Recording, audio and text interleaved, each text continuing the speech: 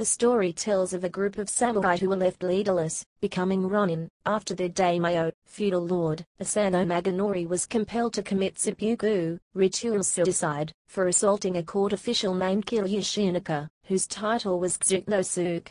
The Ronin avenged their master's honor by killing Kira, after waiting and planning for almost 2 years. In turn, the Ronin were themselves obliged to commit seppuku for committing the crime of murder. With much embellishment, this true story was popularized in Japanese culture as emblematic of the loyalty, sacrifice, persistence, and honor that people should preserve in their daily lives. The popularity of the almost mythical tale was enhanced by rapid modernization during the Meiji era of Japanese history, when many people in Japan longed for a return to their cultural roots. Fictionalized accounts of the tale of the 47 Ronin are known as Shingara. The story was popularized in numerous plays, including bunraku and kabuki. Because of the censorship laws of the shogunate in the Jinroku era, which forbade portrayal of current events, the names were changed. While the version given by the playwrights may have come to be accepted as historical fact by some, the first Shingara was written some 50 years after the event, and numerous historical records about the actual events that predate the Shingara survive. The Bakufu's censorship laws had relaxed somewhat 75 years later in the late 18th century, when Japanologist Isaac Titsing first recorded the story of the 47 Ronin as one of the significant events of the Jinroku era. The story continues to be popular in Japan to this day. Each year on December 14th, Sengakuji Temple holds a festival commemorating the event. Name. The participants in the revenge are called the Shijei Shichishi in Japanese, and are usually referred to as the 47 Ronin or 47 Samurai in English. The event is also known as the Ak Vendetta or the Jinroku-ak incident, Jinroku-ak Chicken. Literary accounts of the events are known as the Shingara, the treasury of loyal retainers. Story. In 1701, by the Western calendar, 2 daimyo, Asano Takumi no Kami Naganori, the young daimyo of the Ak domain, a small fiefdom in Western Honshu, and Lord Kami of the Tsuwano domain, were ordered to arrange a fitting reception for the envoys of the emperor in Edo, during their Sankintei service to the shogun. These daimyo names are not fictional, nor is there any question that something actually happened in Jinroku, year 15, on the 14th day of the 12th month, Tuesday, January 30, 1703. What is commonly called the Ak incident was an actual event. For many years, the version of events retold by A.B. Mitford in Tales of Old Japan, 1871, was considered authoritative. The sequence of events and the characters in this narrative were presented to a wide popular readership in the West. Mitford invited his readers to construe his story of the 47 Ronin as historically accurate, and while his version of the tale has long been considered a standard work, some of its precise details are now questioned. Nevertheless, even with plausible defects, Mitford's work remains a conventional starting point for further study. Whether as a mere literary device, or as a claim for ethnographic veracity, Mitford explains. In the midst of a nest of venerable trees in Takanoa, a suburb of Edo, is hidden Sengakuji, or the Spring Hill Temple, renowned throughout the length and breadth of the land for its cemetery, which contains the graves of the 47 Ronin, famous in Japanese history, heroes of Japanese drama, the tale of whose deed I am about to transcribe. Mitford, A.B. Mitford appended what he explained were translations of Sengakuji documents the author had examined personally. These were proffered as proofs authenticating the factual basis of his story. These documents were 1. The receipt given by the retainers of Kira Kōzuke no Suke's son in return for the head of their lord's father, which the priests restored to the family. 2. A document explanatory of their conduct, a copy of which was found on the person of each of the 47 men, dated in the 15th year of Jinroku, 12th month. 3. A paper which the 47 Ronin laid upon the tomb of their master, together with the head of Kira Kōzuke no Suke. See Tales of Old Japan for the widely known, yet significantly fictional narrative. Genesis of a Tragedy. Ukiyo-e depicting the assault of Asano Naganori on Kira Yoshinaka in the Matsuno Rka of Edo Castle. Memorial stone marking the site of the Matsuno Rka, Great Corridor of Pines, in Edo Castle, where Asano attacked Kira. Asano and Kami were to be given instruction in the necessary court etiquette by Kira Yoshinaka, a powerful Edo official in the hierarchy of Tokugawa Tsuneyoshi's shogunate. He became upset at them, allegedly because of either the small presents they offered him, in the time-honored compensation for such an instructor, or because they would not offer bribes as he wanted. Other sources say that he was naturally rude and arrogant, or that he was corrupt, which offended Asano, a devoutly moral Confucian. Whether Kira treated them poorly, insulted them, or failed to prepare them for fulfilling specific Bakufu duties, offense was taken. While Asano bore all this stoically, Kami became enraged and prepared to kill Kira to avenge the insults. However, the quick-thinking counselors of Kami averted disaster for their lord and clan, for all would have been punished if Kami had killed Kira by quietly giving Kira a large bribe. Kira thereupon began to treat Kami nicely, which calmed Kami. However, Kira allegedly continued to treat Asano harshly, because he was upset that the latter had not emulated his companion. Finally, Kira insulted Asano, calling him a country boy with no manners, and Asano could restrain himself no longer. At the Matsuno Arcade, the main grand corridor that interconnects different parts of the shogun's residence, Asano lost his temper, and attacked Kira with a dagger, wounding him in the face with his first strike. His second missed, and hit a pillar. Guards then quickly separated them. Kira's wound was hardly serious, but the attack on a shogunate official within the boundaries of the shogun's residence was considered a grave offense. Any kind of violence, even drawing a katana, was completely forbidden in Edo Castle. The daimyo of Axe had removed his dagger from its scabbard within Edo Castle, and for that offense, he was ordered to kill himself by committing seppuku.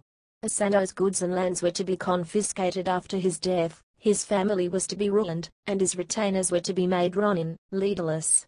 This news was carried to Kuranosuke, Asano's principal counselor, who took command, and moved the Asano family away, before complying with Bakufu orders, to surrender the castle to the agents of the government. The Ronin plot revenge. This section does not cite any references or sources. Please help improve this section, by adding citations to reliable sources. Unsourced material may be challenged and removed. February 2011. 2 of the 47 Ronin, Horai Yagiri and his adopted son, Horai Yasubani. Yasubani is holding Entsachi. Of Asano's over 300 men, 47, some sources say there were originally more than 50, and especially their leader Aishi refused to allow their lord to go unavenged, even though revenge had been prohibited in the case. They banded together, swearing a secret oath, to avenge their master by killing Kira, even though they knew they would be severely punished for doing so. Kira was well guarded, however, and his residence had been fortified to prevent just such an event. The Ronin saw that they would have to put him off his guard, before they could succeed. To quell the suspicions of Kira and other shogunate authorities, they dispersed and became tradesmen and monks. Aishi took up residence in Kyoto, and began to frequent brothels and taverns, as if nothing were further from his mind than revenge. Kira still feared a trap, and sent spies to watch the former retainers of Asano. One day, as Aishi returned home drunk, he fell down in the street, and went to sleep, and all the passers-by laughed at him. A Satsuma man, passing by, was infuriated by this behavior on the part of a samurai by his lack of courage, to avenge his master as well as his current debauched behavior. The Satsuma man abused and insulted Aishi, kicked him in the face. To even touch the face of a samurai was a great insult, let alone strike it, and spat on him. Not too long after, Aishi went to his loyal wife of 20 years, and divorced her, so that no harm would come to her. When the Ronin took revenge, he sent her away with their 2 younger children, to live with her parents. He gave the eldest boy, Chikara, a choice to stay and fight or to leave. Chikara remained with his father. Aishi began to act oddly and very unlike the composed samurai. He frequented geisha houses, particularly Ichirikichaya, drank nightly, and acted obscenely in public. Aishi's men bought a geisha, hoping she would calm him. This was all a ruse to rid Aishi of his spies. Kira's agents reported all this to Kira, who became convinced that he was safe from the retainers of Asano, that they must all be bad samurai indeed, without the courage to avenge their master after a year and a half. Thinking them harmless, and lacking funds from his retirement, he then reluctantly let down his guard. The rest of the faithful Ronin now gathered in Edo, and in their roles as workmen and merchants gained access to Kira's house, becoming familiar with the layout of the house and the character of all within. One of the retainers, Kinemon Kana Hidekano, went so far as to marry the daughter of the builder of the house, to obtain the house's design plans. All of this was reported to Aishi. Others gathered arms and secretly transported them to Edo, another offense. The attack. Modern-day reenactment of a samurai armed for the attack. The Ronin attacked the principal gate of Kira's mansion. After 2 years, when Aishi was convinced that Kira was thoroughly off his guard, and everything was ready, he fled from Kyoto, avoiding the spies who were watching him, and the entire band gathered at a secret meeting place in Edo to renew their oaths. In Jinroku 15, on the 14th day of the 12th month, Tuesday, January 30th, 1703, early in the morning in a driving wind during a heavy fall of snow, Aishi and the Ronin attacked Kira Yoshinaka's mansion in Edo. According to a carefully laid out plan, they split up into 2 groups and attacked, armed with swords and bows. One group, led by Aishi, was to attack the front gate. The other, led by his son, Aishi Chikara, was to attack the house via the back gate. A drum would sound the simultaneous attack, and a whistle would signal that Kira was dead. Once Kira was dead, they planned to cut off his head, and lay it as an offering on their master's tomb. They would then turn themselves in, and wait for their expected sentence of death. All this had been confirmed at a final dinner, at which Aishi had asked them to be careful and spare women, children, and other helpless people. The code of Bushido does not require mercy to non-combatants, nor forbid it. Aishi had 4 men scale the fence, and enter the porter's lodge, capturing and tying up the guard there. He then sent messengers to all the neighboring houses, to explain that they were not robbers, but retainers out to avenge the death of their master, and that no harm would come to anyone else. The neighbors were all safe. One of the Ronin climbed to the roof, and loudly announced to the neighbors that the matter was a revenge act, katakiuchi. The neighbors, who all hated Kira, were relieved and did nothing to hinder the raiders. After posting archers, some on the roof, to prevent those in the house, who had not yet awakened, from sending for help, Aishi sounded the drum to start the attack. 10 of Kira's retainers held off the party attacking the house from the front, but Aishi Chikara's party broke into the back of the house. Kira, in terror, took refuge in a closet in the veranda, along with his wife and female servants. The rest of his retainers, who slept in barracks outside, attempted to come into the house to his rescue. After overcoming the defenders at the front of the house, the 2 parties led by father and son joined up, and fought the retainers who came in. The latter, perceiving that they were losing, tried to send for help, but their messengers were killed by the archers posted to prevent that eventuality. Eventually, after a fierce struggle, the last of Kira's retainers was subdued. In the process the Ronin killed 16 of Kira's men and wounded 22, including his grandson. Of Kira, however, there was no sign. They searched the house, but all they found were crying women and children. They began to despair, but Aishi checked Kira's bed, and it was still warm, so he knew he could not be far away. The death of Kira. A renewed search disclosed an entrance to a secret courtyard, hidden behind a large scroll. The courtyard held a small building for storing charcoal and firewood, where 2 more hidden armed retainers were overcome and killed. A search of the building disclosed a man hiding. He attacked the searcher with a dagger, but the man was easily disarmed. He refused to say who he was, but the searchers felt sure it was Kira, and sounded the whistle. The Ronin gathered, and Aishi, with a lantern, saw that it was indeed Kira. As a final proof, his head bore the scar from Asano's attack. At that, Aishi went on his knees, and in consideration of Kira's high rank, respectfully addressed him, telling him they were retainers of Asano, come to avenge him as true samurai should, and inviting Kira to die as a true samurai should. By killing himself, Aishi indicated he personally would act as a Keishakunin, second, and offered him the same dagger that Asano had used to kill himself. However, no matter how much they entreated him, Kira crouched, speechless and trembling. At last, seeing it was useless to ask, Aishi ordered the other Ronin to pin him down, and killed him by cutting off his head with the dagger. Kira was killed on the night of the 14th day of the 12th month of the 15th year of Jinroku, 1703-0130 Gregorian. They then extinguished all the lamps and fires in the house, lest any cause the house to catch fire, and start a general fire that would harm the neighbors, and left, taking Kira's head. One of the Ronin, the Ishiguro Terasuke Kichiman, was ordered to travel to Ak and report that their revenge had been completed. Though Kichiman's role as a messenger is the most widely accepted version of the story, other accounts have him running away before or after the battle, or being ordered to leave before the Ronin turned themselves in. The aftermath. The Ronin, on their way back to Sengakuji, are halted in the street to invite them in for rest and refreshment. Women have their own ritual suicide, in which they slit their own throats. Here, the wife of Onodarajune, one of the 47 Ronin, prepares for her suicide. Note the legs tied together, a female feature of seppuku to ensure a decent posture in death. As day was now breaking, they quickly carried Kira's head from his residence to their lord's grave in Sengakuji Temple, marching about 10 kilometers across the city, causing a great stir on the way. The story of the revenge spread quickly, and everyone on their path praised them, and offered them refreshment. On arriving at the temple, the remaining 46 Ronin, all except Terasuke Kichiman, washed and cleaned Kira's head in a well, and laid it, and the fateful dagger, before Asano's tomb. They then offered prayers at the temple, and gave the abbot of the temple all the money they had left, asking him to bury them decently, and offer prayers for them. They then turned themselves in. The group was broken into 4 parts, and put under guard of 4 different daimyo. During this time, 2 friends of Kira came to collect his head for burial. The temple still has the original receipt for the head, which the friends and the priests who dealt with them all signed. The shogunate officials in Edo were in a quandary. The samurai had followed the precepts of Bushido by avenging the death of their lord, but they had also defied the shogunate authority by exacting revenge, which had been prohibited. In addition, the shogun received a number of petitions from the admiring populace on behalf of the Ronin.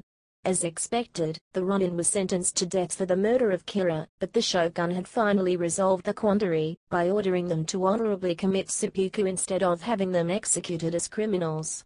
It is known that each of the assailants ended his life in a ritualistic fashion. Aishi Chikara, the youngest, was only 15 years old on the day the raid took place, and only 16 the day he had to commit seppuku. Each of the 46 Ronin killed himself in Jinroku 16, on the 4th day of the 2nd month, Tuesday, March 20, 1703. This has caused a considerable amount of confusion ever since, with some people referring to the 46 Ronin. This refers to the group put to death by the shogun, while the actual attack party numbered 47. The 47th Ronin, identified as Terasuke Kichiman, eventually returned from his mission, and was pardoned by the shogun, some say on account of his youth. He lived until the age of 87, dying around 1747, and was then buried with his comrades. The assailants who died by seppuku were subsequently interred on the grounds of Sengakuji, in front of the tomb of their master. The clothes and arms they wore are still preserved in the temple to this day, along with the drum and whistle. The armor was all homemade, as they had not wanted to arouse suspicion by purchasing any. The tombs became a place of great veneration, and people flocked there to pray. The graves at the temple have been visited by a great many people throughout the years since the Jinroku era. One of those who visited the tombs was the Satsuma man who had mocked and spat on Aishi as he lay drunk in the street. Addressing the grave, he begged for forgiveness for his actions, and for thinking that Aishi was not a true samurai. He then committed suicide, and was buried next to the graves of the Ronin. Re-establishment of the Asano clan's lordship. Though the revenge is often viewed as an act of loyalty, there had been a second goal, to re-establish the Asano's lordship, and finding a place for fellow samurai to serve. Hundreds of samurai who had served under Asano had been left jobless, and many were unable to find employment, as they had served under a disgraced family. Many lived as farmers, or did simple handicrafts to make ends meet. The revenge of the 47 Ronin cleared their names, and many of the unemployed samurai found jobs soon after the Ronin had been sentenced to their honorable end. Asano Daigaku Nagahiro, Takumi Nokomi's younger brother and heir, was allowed by the Tokugawa shogunate to re-establish his name, though his territory was reduced to a tenth of the original. Criticism. The Ronin spent more than a year waiting for the right time for their revenge. It was Yamamoto Tsunetomo, author of the Hagakure, who asked this famous question: what if, 9 months after Asano's death, Kira had died of an illness? His answer was that the 47 Ronin would have lost their only chance at avenging their master even if they had claimed, then, that their dissipated behavior was just an act, that in just a little more time they would have been ready for revenge. Who would have believed them? They would have been forever remembered as cowards and drunkards, bringing eternal shame to the name of the Asano clan. The right thing for the Ronin to do, wrote Yamamoto, according to proper Bushido, was to attack Kira and his men immediately after Asano's death. The Ronin would probably have suffered defeat, as Kira was ready for an attack at that time, but this was unimportant. Aishi, from the perspective of Bushido, was too obsessed with success, according to Yamamoto. He conceived his convoluted plan to ensure they would succeed at killing Kira, which is not a proper concern in a samurai. The important thing was not the death of Kira, but for the former samurai of Asano to show outstanding courage and determination in an all-out attack against the Kira house, thus winning everlasting honor for their dead master. Even if they had failed to kill Kira, even if they had all perished, it would not have mattered, as victory and defeat have no importance in Bushido. By waiting a year, they improved their chances of success, but risked dishonoring the name of their clan, the worst sin a samurai can commit.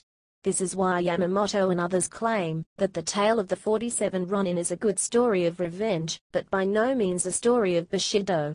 Yamamoto was not the only one to find fault in Aishi's actions. Below are other authors' criticisms of the events surrounding Asano's attack on Kira and the subsequent attack on Kira's mansion by the 47 Ronin. This section does not cite any references or sources. Please help improve this section by adding citations to reliable sources. Unsourced material may be challenged and removed. February 2011. This section is in a list format that may be better presented using prose. You can help by converting this section to prose, if appropriate. Editing help is available. February 2011. Asano Naganori showed concern neither for the reputation of his house nor the fate of his family and retainers when he attacked Kira. Asano should have known that attacking a shogun official in the shogun's castle was a grave offense that likely would result in his death, the destruction of his house, and confiscation of his domain, thereby destroying the livelihood of his loyal retainers. Asano is a student of Confucian scholar Yamaga Soke, whose principal teaching was that in peacetime the samurai should set a high example of devotion to duty. However, although apprenticed to Soke in the military arts, Asano showed a marked lack of samurai spirit as well as a lack of sword skill in his attack on Kira. Asano attacked Kira from behind, while Kira was engaged in a discussion, and Asano did not succeed in killing Kira. This showed neither courage nor ability. There is no evidence in legitimate historical documents that shows that Kira Yoshinaka was the villain so often portrayed that would justify an attack on him in the shogun's castle. But Kira had to become the villain to make the story of the 47 Ronin what it was. Little is ever mentioned of Kira's 40-year service in a responsible government position. The story asserts only that he was a greedy official who gravely insulted Asano. There is no evidence to support either of those assertions. It has been argued by some that, since the 47 Ronin knowingly violated the law of the Bakufu when they attacked Kira's mansion, it was absurd for the samurai to notify the authorities on completion of their crime with the message that they were now awaiting their orders, rather than immediately committing seppuku. This leads some to suspect that the driving force was not the revenge of their dead lord, but the hope that praise and admiration for this act of loyalty would secure them a pardon and re-employment elsewhere. If they had not expected to live, why did they not disembowel themselves immediately on completion of their revenge? With a year and a half between Asano Naganori's death and the slaying of Kira, some had wondered whether the revenge was really a priority for Aishi Kuranosuke, the chief retainer of Asano Naganori. Of course, the story goes that it was all part of Kuranosuke's plan to lull Kira into complacency. Some contemporaries such as Satono Otaka and Asashunde thought Aishi's extensive trickery, both before and during the attack, was unworthy of a samurai. In addition to the long delay in which the Ronin made it appear that they were not planning revenge, elaborate preparations were made for the attack in the dead of the night, after Kira's staff was tired out by entertaining guests, and when snow muffled the footsteps of the attackers. Kira, according to his income, was a man of lowly Hatamoto status. The fact that 16 of his retainers were killed in the attack, while only 4 attackers received relatively light wounds, indicated that this was an unequal battle. the large loss of life among Kira's retainers and servants could have been avoided in a spirited daytime attack on Kira on the open road by just a few men, in traditional samurai fashion. In such an assault, the attackers would, however, most likely have been cut down immediately afterwards, with the chance of a pardon lost. The Bakufu's charge against the 47 Ronin after the incident explicitly mentions the use of projectile weapons, which could mean anything from arrows and catapults to firearms. It may also refer to spears. These weapons clearly gave the attackers an advantage against the Kira retainers, who were probably armed only with swords. Consideration should be also given to the public emphasis on loyalty and filial piety. The 47 Ronin certainly must have been aware that at times Shogun Tokugawa Tsuneyoshi would overturn decisions of his officials, to heap praise and rewards on people who, in his opinion, had lived up to these ideals particularly well. The suggestion that the Ako samurai did not commit suicide, but gave themselves up to the authorities in the hope of being singled out for such praise was not altogether unlikely at the time. The 47 Ronin in the arts. Chingira. The tragedy of the 47 Ronin has been one of the most popular themes in Japanese art, and has lately even begun to make its way into Western art. Immediately following the event, there were mixed feelings among the intelligentsia about whether such vengeance had been appropriate. Many agreed that, given their master's last wishes, the Ronin had done the right thing, but were undecided about whether such a vengeful wish was proper. Over time, however, the story became a symbol, not of Bushido, as the Ronin can be seen as seriously lacking it, but of loyalty to one's master and later, of loyalty to the emperor. Once this happened, the story flourished as a subject of drama, storytelling, and visual art. Plays.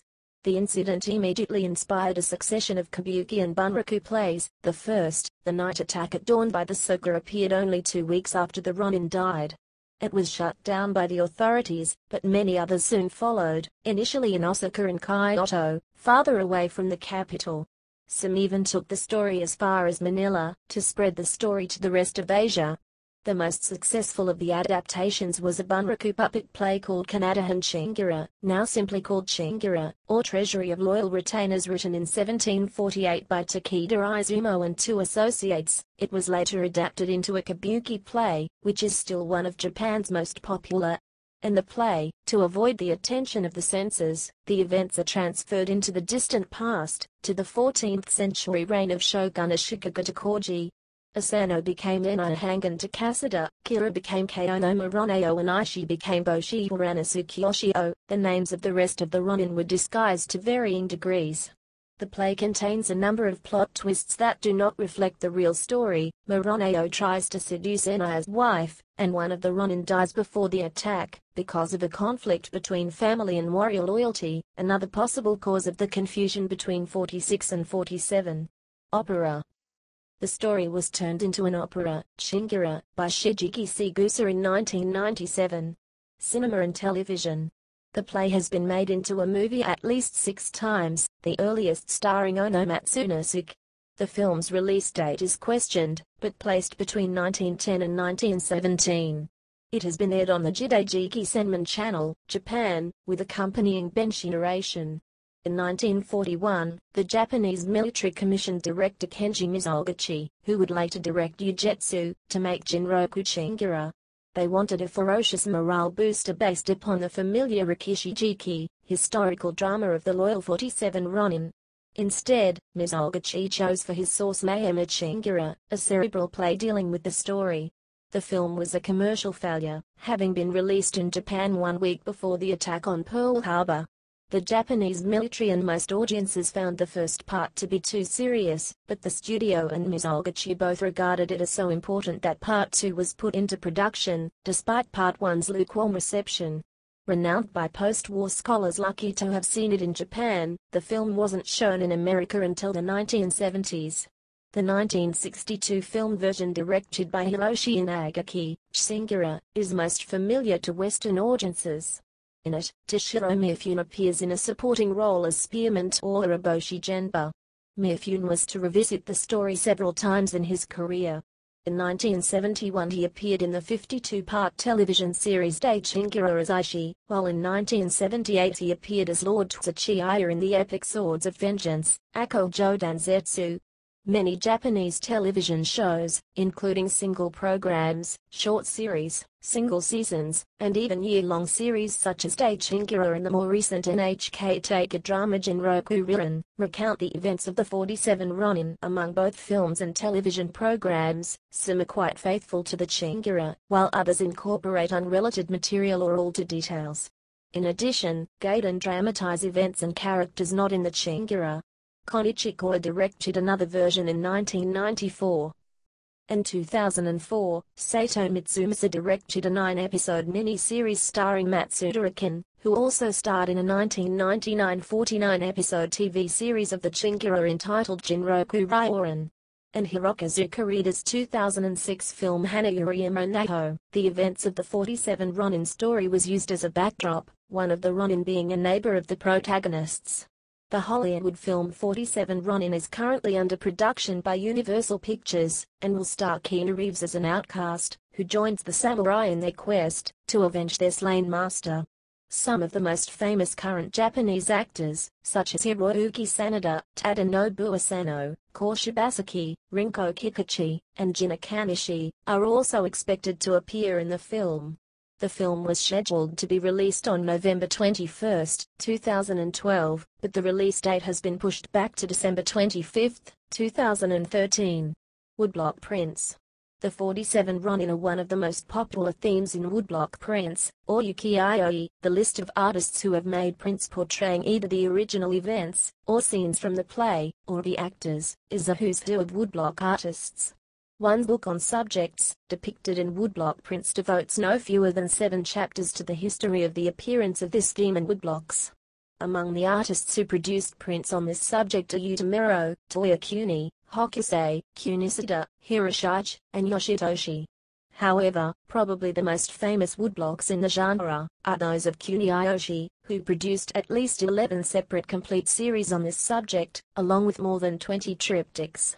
In the West, the earliest known account of the Ak incident in the West was published in 1822 in Isaac Titsing's posthumously published book, Illustrations of Japan.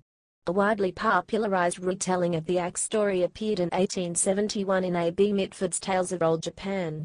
George Luis Borges retold the story in his first short story collection, A Universal History of Infamy, under the title The Uncivil Teacher of Etiquette, Kotsu no Suke. Lucius Sinclair Robson's historical fiction novel The Takedo Road is adapted from the tale of the 47 Ronin. John Frankenheimer's movie Ronin has a scene in which the story of the 47 Ronin is told, thus explaining the origin of the movie title.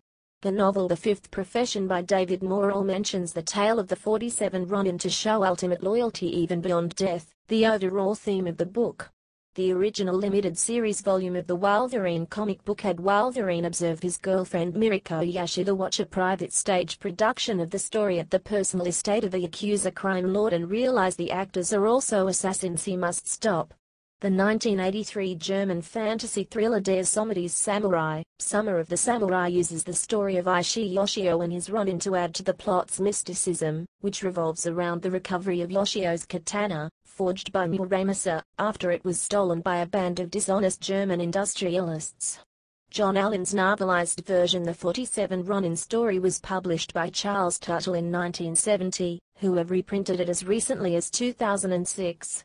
The Revenge of the 47 Samurai is a 1995 young adult novel by children's author Eric Christian Horgard, written in the voice of a young boy servant Tuishi, leader of the 47 Ronin.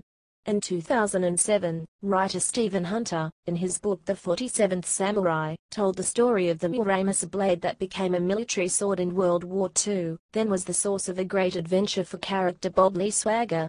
Through a twist of fate, Bob Lee becomes the 47th Samurai himself, when he joins 45 soldiers, whose leader has been killed too, and a CIA woman, to do battle in a snowy scene resembling the battle in the original story. Laura Jo Roland wrote a fictionalized account of the 47 Ronin in her historical mystery novel The Ronin's Mistress. An episode of the TV series History Bites tells the story of the 47 Ronin as a version of the movie The Godfather.